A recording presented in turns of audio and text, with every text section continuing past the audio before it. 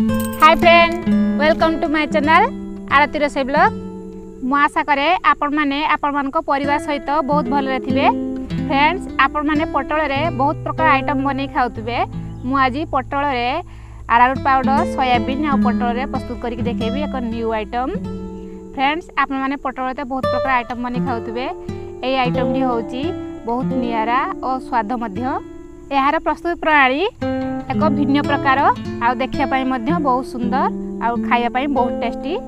आसंतु यार प्रस्तुति प्रणाली केमती आरंभ करिवा। हाँ friend, channel T more new थिबा व्यूअर मानक अनुरोध, चैनल टी को सब्सक्राइब करनियंतु, लाइक करंतु, कमेंट लिखंतु, शेयर करंतु। आपण मानक निज निज बंधु मान पाखु प्लीज टिके शेयर करंतु आ बहुत सारा भल पाइबा दियंतु।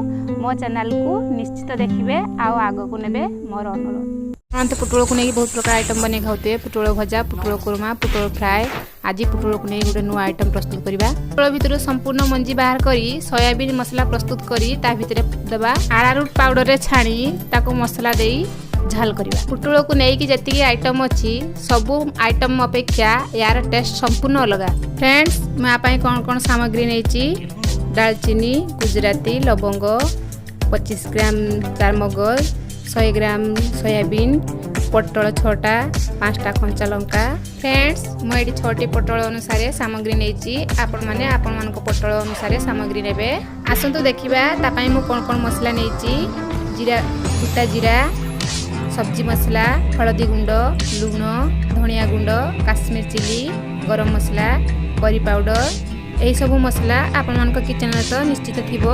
चलंतु एबे गोटा जीरा, दालचीनी, लवंग को प्रथमे भाजी नबा।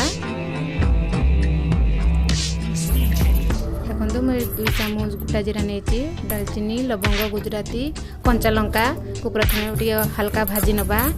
एबे नेइथिबा सोयाबीन को भलो भाबरे तेल रे भाजी नबा। आपण मान देख परथिबे मु पानी रे भलो भाबरे धुई ते सोयाबीन केमती भाजी नउची। तेल टिके अधिका देथिबे काहे कि हमर कड़कड़िया हबनी। सोयाबीन टी हमर कड़कड़िया हेने ग्राइंडिंग टा हमर भलो भाबरे हे जिवो। एबे चलंतु पटल को भलो भाबरे ता चोपा छड़िना ऊपर चोपाटा छड़े नै पटल भितरु सब मंजी को बाहर करनबा। आपण मन देखि परथिबे मु केमती चामच सहाय्य रे सब मंजी को बाहर करनउची।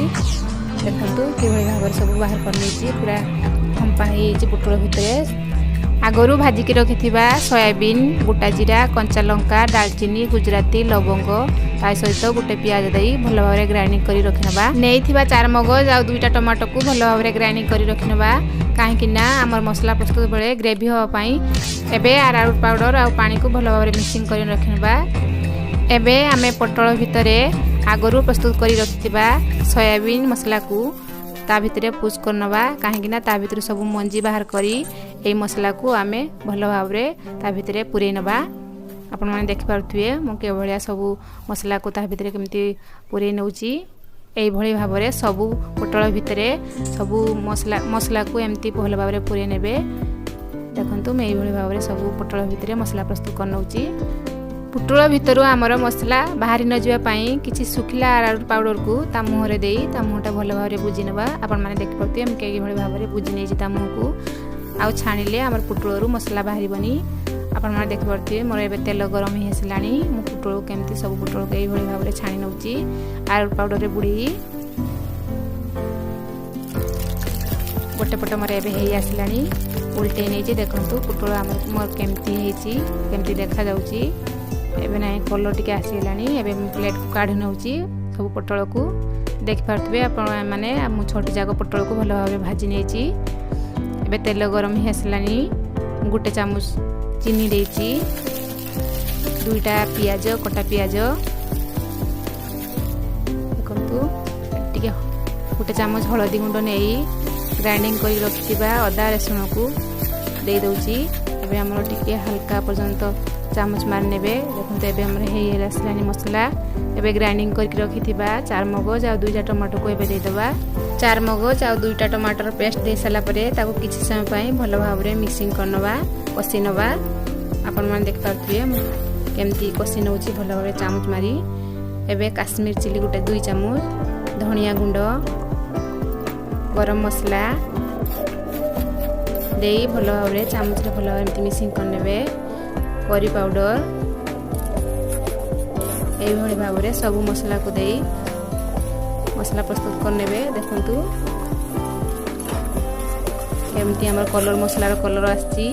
ଏବେ ଗୋଟେ ତାଟିଆ ହାଲକା ପାଣି ଦେଇ ମସଲା ପ୍ରସ୍ତୁତ କରିବେ। ଦେଖନ୍ତୁ ମସଲାର କଲର୍ ଆଉ କେତେ ସୁନ୍ଦର ଦେଖାଯାଉଛି। ଏବେ ମସଲାରେ ଅଧା ଚାମଚ ଲୁଣ ଦେଇଦେବା, କାହିଁକି ନା ଆଗରୁ ଲୁଣ ଦେଇଛି, ସେଥିପାଇଁ ଆପଣମାନଙ୍କ ଅନୁସାରେ ଲୁଣ ଦେବେ। ଏବେ ନାଇଁ ଆମର ମସଲା ପ୍ରସ୍ତୁତ ହେଇଗଲାଣି।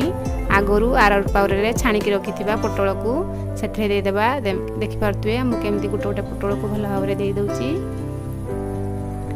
ପୋଟଳ ଦେଇ ସାରି ଗୋଟେ ପଟରୁ ଆର ପଟ ଓଲଟେଇ ଦେବେ, କାହିଁକି ନା ପୋଟଳ ଭିତରେ ସବୁ ମସଲା ଆମର ମିକ୍ସିଂ ହେବା ଦରକାର। ଏବେ ଆମର ପୋଟଳ ଝାଲେ ହେଇ ଆସିଲାଣି। ଅଧା ଚାମଚ ଗରମ ମସଲା ଦେଇ ତାକୁ ତଳକୁ ଓହ୍ଲେଇ ନେବା। ସେଥିରେ କିଛି ଟମାଟୋ ସସ୍ ଦେଇଦେବା।